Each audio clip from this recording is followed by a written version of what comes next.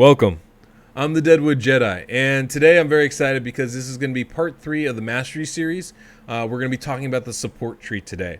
Now, the support tree is a little bit more convoluted, a little bit more complex than some of the other trees, mostly because there's a lot of stuff you need to avoid or be at least aware of before you select them. There's a lot of different turn meter boosting abilities within this tree, so you have to be careful about the masteries you take.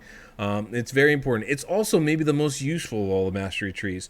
When you're struggling for healing, when you're struggling for accuracy, this is a tree that's really going to help you do that. Even if you're struggling for speed, this can be very helpful. So there's a lot of great stuff in this mastery tree, and then a lot of stuff you're going to want to avoid. And then, of course, if you're running a speed team, this is the tree for you, because there's so many things that can boost your turn meter in this tree. So definitely going to want to pay attention for that.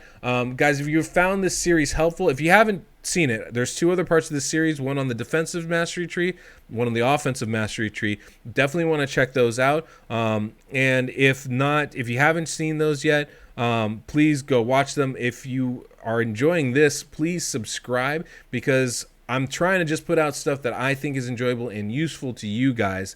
So it's a little bit more sporadic. So hit the subscription bell, or subscribe, hit the notification bell, whatever, so you know when the next video is coming out. I know there's a lot of you that watch these videos and don't subscribe, so that's just really helpful for me, and I really appreciate it. That said, I don't want to take a lot of time with that. Let's go ahead. I'm going to talk about the masteries and show you guys what you can do to make your clan boss team better. All right, the last thing we're going to look at is the support tree. Now, the support tree is great. In early game, this is almost entirely what you're going to want to use. It provides a lot of benefits. You get increased accuracy, increased healing, even increased speed, extending your debuffs, easier chance to land your debuffs. As you start getting later game, a lot of those skills become less important. You have accuracy as your Great Hall gets built up. You have better defense. You don't need as much healing anyway. You have debuff extenders, so you don't need to worry about landing or extending your debuffs as much. So if you're running a tuned clan boss team, there's 2 traditional builds. One is as a healer, and the other is as a debuffer. And that's it. So buffs or debuffs. What are you doing? And depending on what you're doing, that's going to determine where you go down this tree. So if you are a healer, you're going to want to stay down this left side of the tree here. You're going to start with Steadfast and just get some more HP. And then you're going to move down here to Lay on Hands, where you increase the value of heals by this champion. All the way down here, where you increase the value of heals by this champion. Moving down to the next one, where you increase the value of heals by this champion. I hope you're noticing the pattern here. And that's usually the line that you go down. If you have a champion like Valkyrie, who lays a massive shield, and I really can only think of, I think the only 3, maybe 2 champions, maybe 3, would be Valkyrie, Warlord, and Nazana. They all lay really big shields. Nazana just on herself, but I think this might work for her. But you would go Shield Bearer, so you increase the value of shields cast, and then you would continue down here where it affects both healing and shields. And kind of give you an example of that, I can show you my Valkyrie. So my Valkyrie, you can see shield, heal, shield, shield, shield. All the shield things right there. Perfect, right? That's going to make her shields that much bigger, and that's really, really valuable. Let's see if my Warlord, I believe my Warlord has similar, where you can see my Warlord increase shield, increase shield, increase shield. My Warlord also heals, so I took the healing one as well. I use them in arena, so it's kind of an odd build, and so if you're going the healing route, you're going to want to go down that left side. Now, if you're going the debuff route, you're going to go down this right side. You're going to start up here with extra accuracy. 10 accuracy is nothing bad. Go over to the right where you get another 20 accuracy if nobody's on skill down. So basically your first turn, which is good though. Now this is one that doesn't help for clan boss. You heal every time an enemy's killed. That obviously doesn't matter for clan boss. It's a good skill, but just not for clan boss. So if you're going the debuff route, you always go 1 accuracy, 2 accuracy, and then 3 accuracy. This gives you 4 accuracy for each alive enemy. I know there's only 1 alive enemy against a clan boss, but 4 accuracy is better than no accuracy. And so you generally go down that route. Now, the reason why we would take this one, which isn't really helpful for clan boss at all, is because the ones next to it are really unhelpful. And I'm going to get to those in a moment here. But if you're going down the debuff route, you then go down here to Lore of Steel, and this is going to increase the bonus all your sets give you. So if you have speed sets on, they're going to be more valuable. If you have life steal or mortal sets on, those are going to be more valuable. If you have accuracy sets on, those are going to be more valuable. Definitely a great mastery. This actually can be pretty pivotal when you're trying to get to a certain speed. It can add a significant amount of speed to your build, which can be really important. So that's a good one. Lore of Steel is really great. And then after that, you come down and you're going to go either Sniper, where you increase the chance of placing a debuff. Now, it doesn't affect everything, but for all the things that would affect the clan boss, it affects. So like poisons, HP burns, decreased defense, weaken, all of those it'll affect. So that's a good skill if you don't have a 100% chance. And then over here, Master Hexer gives you a chance to extend those debuffs by 1 turn when you cast them. So like, for example, Rosin puts a 2-turn decreased defense and weaken buff on, or debuff on the clan boss. Master Hexer would give you a chance to extend that to a 3-turn debuff. So that can be really useful. I see that all the time on like Draco, on Battle. Who would I put? Draco, Battle, Khazar, Rosin. Anybody that puts poisons, HP burns, decreased defense, weaken. Any of those champions can benefit from Master Hexer. It can be a really powerful tool. If you're having trouble keeping debuffs on your clan boss, that's a good one to go with. Now, that's typically the way we go. Now, there's a lot of problematic masteries in this tree. So people generally have to be very careful, because these masteries are great if you're running a pure speed team, because, again, they're going to change your turn meter, change your cooldowns. And they're also really good for other aspects of the game, like dungeons and arena. So if you don't know, you won't know, and you'll choose these skills. So first one we're going to go over, Arcane Celerity. So if you're a debuffer, you place a debuff, and then 2 turns pass, the debuff comes off. This gives you a chance to increase your turn meter. Well, guess what happens when you tune a team and the turn meter suddenly goes up? Unpredictably. Bad news. So that's something we would want to avoid on a speed tune team. Now, if you're just going straight speed, fine. I would actually insist that you take it. But if you're trying to tune your team, you do not want Arcane Celerity. The other one you don't want is Rapid Response. Again, if you're trying to tune your team, this is going to throw it off. You place a buff on your champions, increase defense, ally protection, increase attack, increase crit rate or damage, and then it falls off. There's a chance that your turn meter is going to increase. We don't want that. We have that on our champions. Nothing but trouble.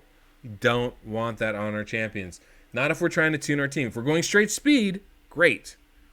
Otherwise, that's nothing but trouble. So you have an Arbiter, and you do your turn meter boost, and increased attack goes on. Gore Grab's kind of the same thing, or you put a increased speed buff on from your Haikatune. Well, are you trying to tune that team, or are you just running fast? If you're trying to tune that team, you do not want that ability. You don't want Rapid Response. If you're just trying to go fast, have at it. Have at it. All right, the next one, and this is something a lot of people take and they don't realize this can affect them. Cycle of Magic. Cycle of Magic is a great mastery. It gives you a chance to decrease the cooldown of a random skill. Well, it's really good in some scenarios, and it's really bad in others. So, for example, you have a clan boss team, and your only poisoner's Draco. He's not going to fill up the debuff bar by himself, certainly not for a full fight. You could put Cycle of Magic on him and have that kind of rotate through over and over again. It doesn't hurt us, because that 5% chance isn't affecting anything as far as turn meter or protection buffs. Basically, you're just trying to get him to use his debuffs a little sooner. That's fine. I don't see any issue with that. There's a little timing thing. Maybe you want your decreased defense and weaken up before the counterattack so you get more benefit out of it. That can be a thing. But in general, Cycle of Magic isn't going to hurt you.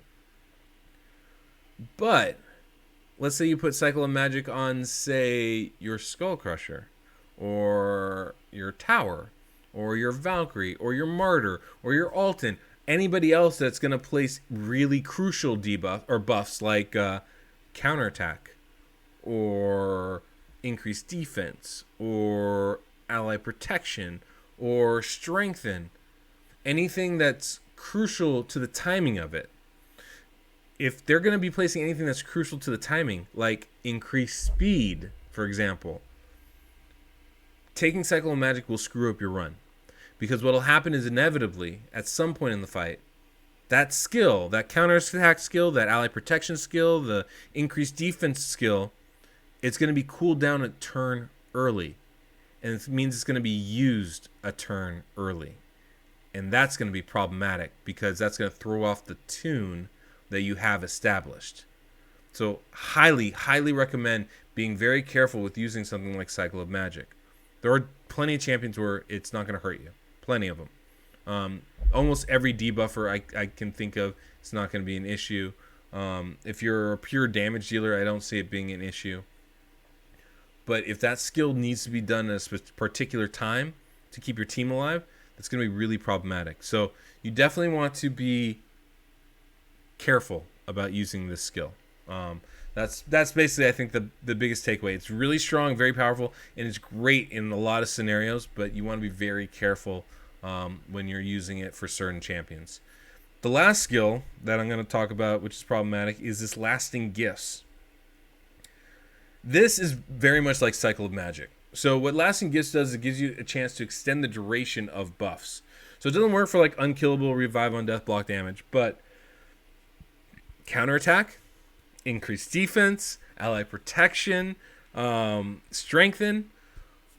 The clan boss, the only reason why this has any negative effect, 9 times out of 10, this is positive. Okay? If you're doing healing, this is great, but the only time this can really be a negative effect is 2 scenarios. One, you have a speed tune team using a speed champion. So you're using a Siffy, a Krisk, a Mashald, Apothecary, High Katoon, and they're putting up an increased speed buff, and the timing of it relies on it falling off at a certain point because it's tuned to not be up all the time. It's tuned to be up when it's up.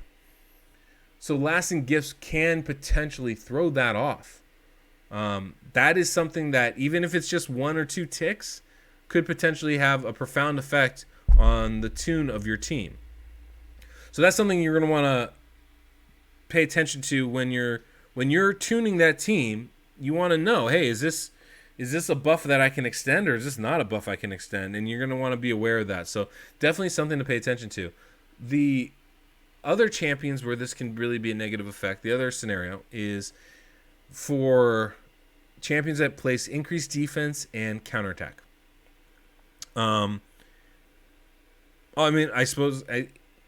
Increased defense and counterattack are really the ones that you need to pay attention to. And the reason why is the clan boss will stun champions that do not have increased defense or counterattack on. If you have 2 champions, one has increased defense up, the other doesn't, it's going to attack the one that doesn't. If you have 2 champions, one has counterattack up, the other doesn't, it's going to attack the one that doesn't, assuming everything else is equal. Affinity is a thing that factors in heavily on that. But assuming everything's equal, that's really going to affect the stun. For a long, long time, my Valkyrie had Lasting Gifts on. And my runs kept getting screwed up. And I couldn't figure out why. And then eventually I did. The problem was her counterattack was getting extended.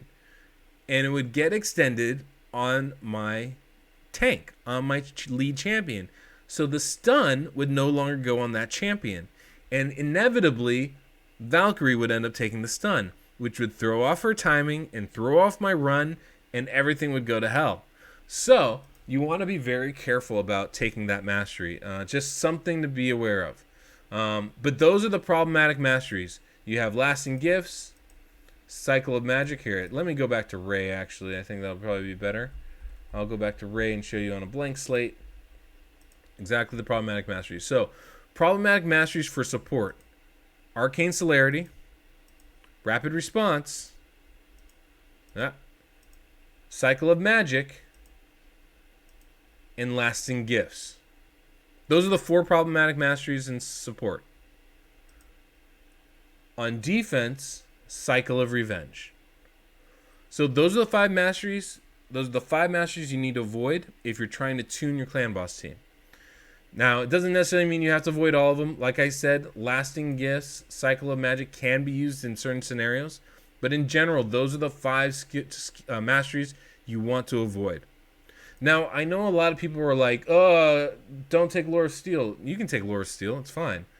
The only thing is Lore of Steel's, you get shown a total speed. That doesn't necessarily mean that's the exact speed.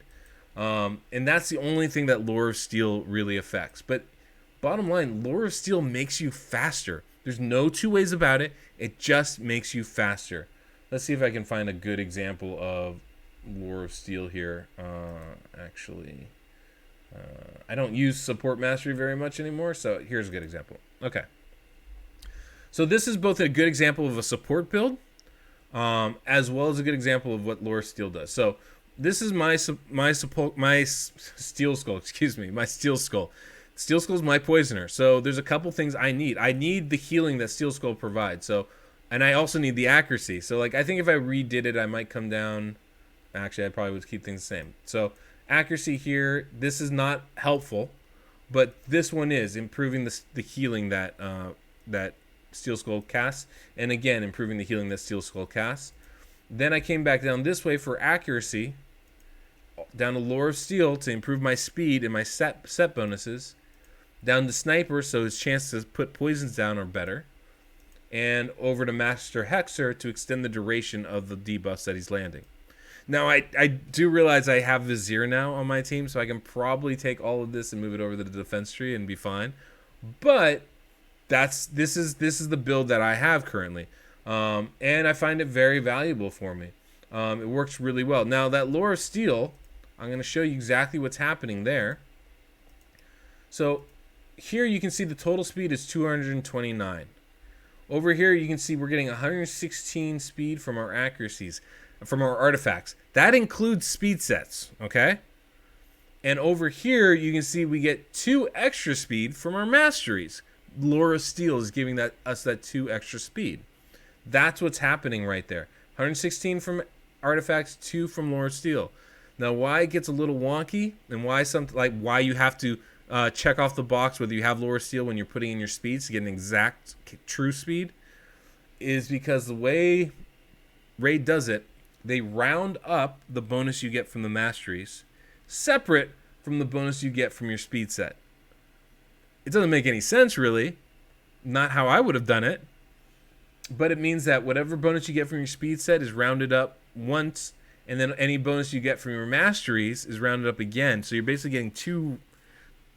It's rounding up twice to come to this total speed, which is not your exact speed. It's a rounded up speed total. So that's why Lore of Steel can have an effect on your actual speed. So this makes us faster. This is included to come up with the total speed. So, you know, that is a thing. This makes us faster. It is beneficial. But it isn't always reflected in the actual speed shown. So that's the one thing you guys want to be aware of with that. You can see actually here too, the support build is, if I can get out of the way, you can see the support build there.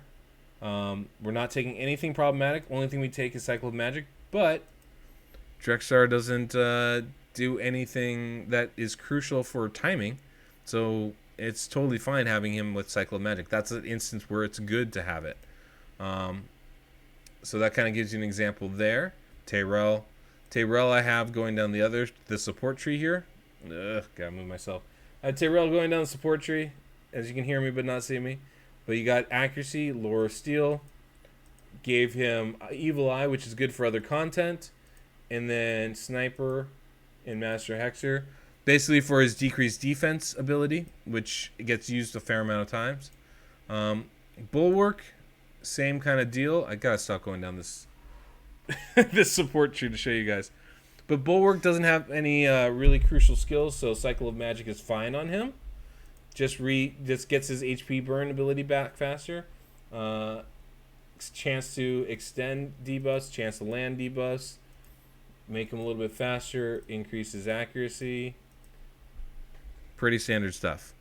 So that was a support mastery tree. Now, hopefully you guys found that informative. There's a lot that goes into that one. It's way complex and can really trip you up.